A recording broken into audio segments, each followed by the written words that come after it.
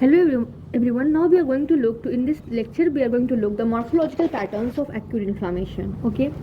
So the morphological hallmark of acute inflammatory reaction are the dilation of a small blood vessel and accumulation of leukocyte and fluid in the extravascular site. मतलब ये क्या बोल रहा है कि acute inflammatory जो reaction होता है उसका हॉलमार्क क्या है कि स्मॉल ब्लड वेसल का डायलेशन होता है और एक्यूमुलेशन होता है ल्यूकोसाइट का और फ्लूइड का एक्स्ट्रावैस्कुलर टिश्यू में इन द एक्स्ट्रावैस्कुलर टिश्यू में. तो इट इज़ इंपॉर्टेंट याद रखना कि जो मॉर्फोलॉजिकल हॉर्मोन्स जो हम लोग देखेंगे एक्यूट इन्फ्लामेटरी रिएक्शन में वो क्या है, स्मॉल ब्लड वेसल का डायलेशन हो जाना और ल्यूकोसाइट का एक्यूमुलेशन हो जाना और फ्लूइड का एक्यूमुलेशन हो जाना एक्स्ट्रावैस्कुलर स्पेस में.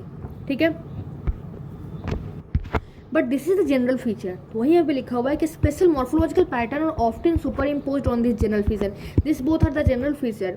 ठीक है ना, बट इसमें और मॉर्फोलॉजिकल मतलब कि सुपर इम्पोज होता है depending on the severity of the reaction, it is specific cause and particular the tissue and site involve.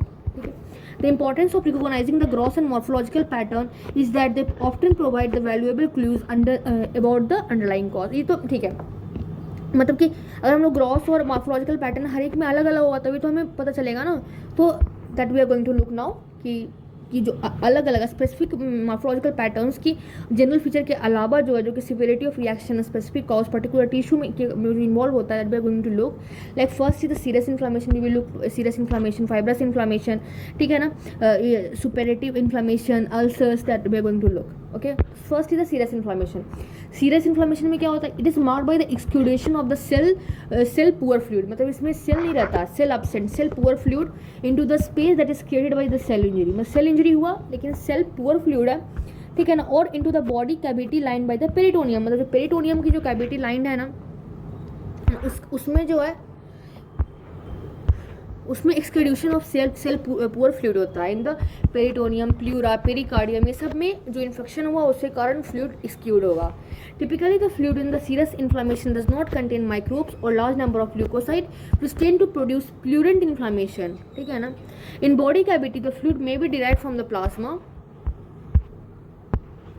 As a result of increase vascular permeability. मतलब कि या तो प्लाज्मा से डिराइव हो गया, ठीक है ना, सॉरी, और from the secretion of mesothelium cell as a result of local irritation. ठीक है ना, या तो मेसोथेलियम सेल की वहाँ पर लोकल इरिटेशन हुआ and there is secretion of the fluid and accumulation जो होता है फ्लूइड का in this cavity that is called as effusion. हमने पढ़ा था इफ्यूजन शुरुआत में.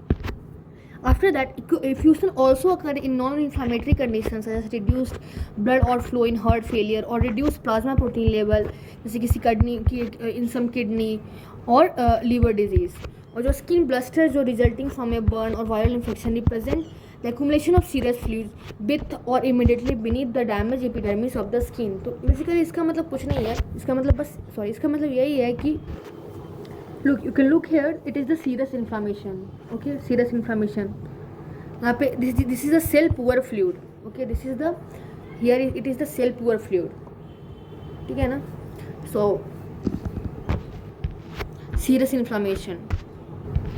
This is the serous inflammation and this is marked basically by the outpouring of the thin fluid. वहाँ पे वही मतलब I have shown you figure so that it could be easy. Look, this is the plurulent inflammation.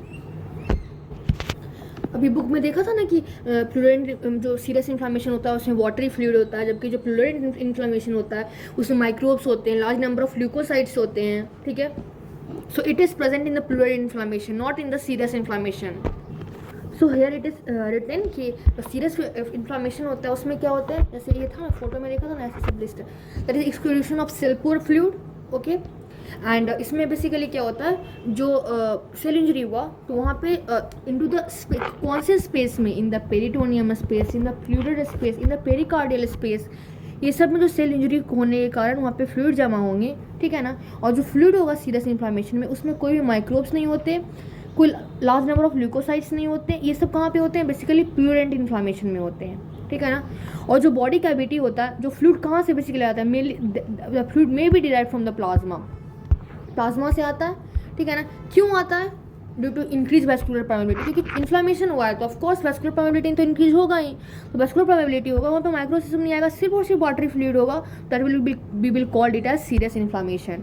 Okay, और from the secretion of the mesothelial cell secrete होगा. ठीक है ना, मतलब लोकल इरिटेशन हो गया तो, और जो एक्यूमुलेशन होता है, ये सब जो फ्लूइड का यहाँ पे एक्यूमुलेशन हुआ ना in this cavity, that is called as effusion. उसके बाद ये इफ्यूजन जो होता है वो नॉन इन्फ्लामेटरी कंडीशन में भी आ सकता है। तो इन्फ्लामेटरी कंडीशन हमने देखा कि इन्फ्लामेशन हुआ, वेस्कुलर परमेबिलिटी बढ़ा, ठीक है ना, तो वाटरी इफ्यूजन हुआ। अगर नॉन इन्फ्लामेटरी कंडीशन है जैसे कि reduced blood outflow in the heart failure, ठीक है ना, ब्लड आउटफ्लो कम हो गया, और reduce plasma protein level in the some kidney, ठीक है ना, और किसी लीवर डिजीज में, ये सब में क्या होता है, इफ्यूजन होता है, ठीक है ना, ये सब में भी हो सकता है। तो it could be in inflammatory condition, it could be under in non inflammatory condition.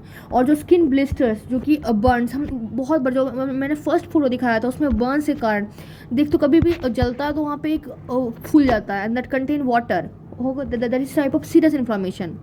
और viral infection that represent accumulation of serious fluid with in or immediately with in the damage epi, मतलब ये बोल रहा है कि मतलब कि immediately beneath the damage epidermis या फिर in the epidermis of skin में सीरियस फ्लूइड का एक्यूमुलेशन होता है। That you can look in this picture कि सीरियस इन्फ्लामेशन है, लो पावर व्यू से हमने देखा cross section of skin blister, जो आप एपिडर्मिस देखोगे, ठीक है ना, उसके बाद local collection of serious effusion, this is the local collection of serious effusion. Okay, this was about the serous inflammation. Now we will look about the fibrinous inflammation.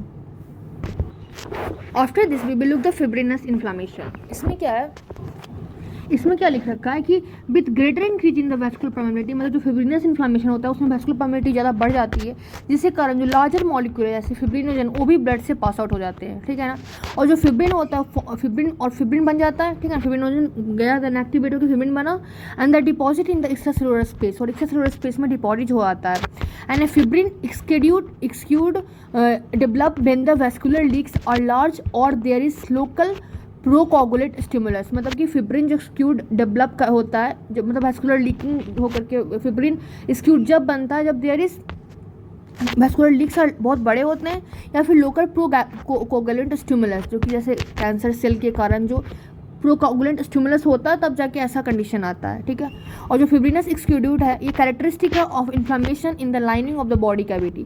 कहाँ पे होता है, बॉडी कैविटी की लाइनिंग में, ऐसे meninges, pericardium, this is important कि कहाँ पे होता है, in the lining of body cavity, जैसे कि मेनिंजेस में, जैसे कि पेरिकार्डियम में, जैसे कि प्लूरा में, ठीक है। उसके बाद अगर हम हिस्टोलॉजिकली देखेंगे, मतलब हिस्टोलॉजिकल सेक्शंस में भी look then fibrin appears as a eosinophilic meshwork of threads or sometime an amorphous coagulum. तो जब हम लोग देखते हैं फिब्रिन कैसा दिखता है, लाइक यूजनोफिलिक मेसवर्क ऑफ थ्रेड, ठीक है। Here you can look,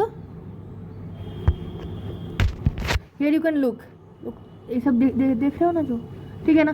this is the fibrin appear as the eosinophilic meshwork दिखता है थ्रेड की तरह, or sometime as an amorphous coagulum, और कभी कभी कोगुलम की तरह भी दिखता है, ठीक है। कोगुलम मीन्स फिब्रिनस एक्सक्यूड्यूट में बी डिजोल्व बाय फाइब्रोलाइसिस। अभी डिजोल्व कैसे होता है, फाइब्रोलाइसिस से, और क्लियर बाय मैक्रोफेज, और मैक्रोफेज को क्लियर करता है। अगर फिब्रिन नहीं रिमूव हुआ, अगर उसका फिब्रोलाइसिस नहीं हुआ, मैक्रोफेज ने उसको अंत नहीं किया, then over time it may stimulate the ingrowth of fibroblast and blood vessel and thus lead to scarring. इसके बाद फिर क्या होता है, अगर मान लीजिए यहाँ पे इट इज सेइंग कि मान लीजिए अगर फिब्रिन नहीं रिमूव हुआ तो टाइम के साथ क्या होगा, ये स्टिमुलेट कर देता है इनग्रोथ ऑफ फिब्रियोब्लास्ट, किसको स्टिमुलेट किया, फाइब्रोब्लास्ट का इनग्रोथ करवा देता है, एंड ब्लड वेसल्स का, और उसके बाद दस लीड टू स्कैरिंग। उसके बाद जो हमारा स्किन है, मतलब जो भी ऑर्गन है, जो भी सरफेस है, उस पर स्कैरिंग हो जाता है। And conversion of fibrinous exudate to scar tissue, that is called organization, जो हम आगे पढ़ेंगे स्कैरिंग में, इसको ऑर्गेनाइजेशन कहते हैं। With in the pericardial sac lead to opaque fibrous thickening of the pericardium and epicardium in the area of exudation, and if the fibrosis extension then obliteration of the pericardial space. So यहाँ पे ये बोल रहा है कि अगर मान लीजिए ये फाइब्रोलाइसिस से ठीक नहीं होता है, मैक्रोफेज को अंत नहीं करता है, अगर फिब्रिन नहीं रिमूव हुआ तो टाइम के साथ क्या होगा, ये इन टाइम स्टिमुलेट कर देता है फिब्रोब्लास्ट का ग्रोथ होना वहाँ पे, ठीक है। फिब्रोब्लास्ट मतलब blast means cell, fibrin making cell, तो फिब्रोब्लास्ट इन ग्रोथ हो जाएगा, ब्लड वेसल्स भी आ जाएगा वहाँ पे आ जाएगा। उसके बाद क्या हो जाएगा, जब जो दोनों चीज़ आ गया तो scarring, that we will look कि स्कैरिंग का क्या प्रोसेस है, then you will get clarity. उसके बाद क्या होता है, कन्वर्जन जो होता है फिब्रिनस एक्सक्यूड्यूट का स्कैर टिश्यू में, ठीक है। फिब्रिनस जो बाहर निकला उसका स्कैर टिश्यू में ऑर्गेनाइजेशन, ये कहाँ पे होगा, पेरिकार्डियल सैक में हो जाएगा, जिससे क्या होगा, ओपेक फाइब्रस थिकनिंग मीन्स वहाँ पे ओपेक सिर्फ फाइब्रस थिकनिंग यहाँ पे हो जाएगा, ठीक है। और पेरिकार्डियम में, एपिकार्डियम में, इन द एरिया ऑफ एक्सक्यूड्यूशन और अगर एक्सटेंसिव बहुत ज़्यादा फाइब्रोसिस हो रहा है तो ऑब्लिटरेशन ऑफ द पेरिकार्डियल, पूरा का पूरा पेरिकार्डियल स्पेस इसी से भर जाएगा. This was about fibrinous inflammation. Now we will look about the purulent inflammation and abscess.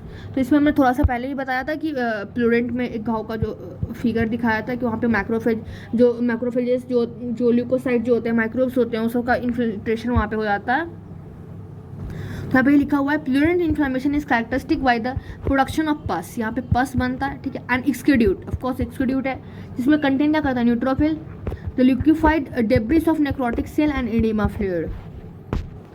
तुम क्या याद रखेंगे, प्लूरेंट इन्फ्लामेशन में क्या है, इसमें क्या क्या होगा, सबसे पहले तो पस बनेगा, ठीक है, और after that there will be the pus, there will be formation of pus, okay.